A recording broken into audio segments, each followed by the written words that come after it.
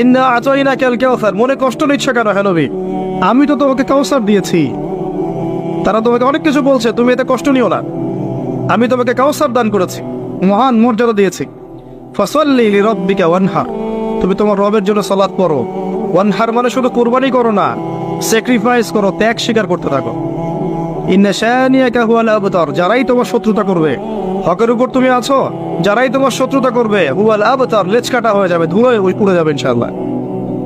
হকের উপর আপনি থাকেন, যারা আপনাকে প্রতিবন্ধকতা সৃষ্টি করার চেষ্টা করবে, আল্লাহ পাক স্বয়ং তাদেরকে ধুলো বানিয়ে উড়িয়ে দিবেন ইনশাআল্লাহ। এটাই আল্লাহর সুন্নাহ, যুগে যুগে এটাই হয়েছে। নূহ আলাইহিস সালাম, তিনি এবং তার অনুসারীরা আল্লাহ পাক বাঁচিয়েছেন না?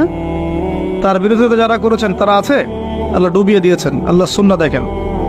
আদ জাতি, এই যে হুদ আলাইহিস সালাম, তার সঙ্গীদেরকে আল্লাহ পাক বাঁচিয়েছেন না?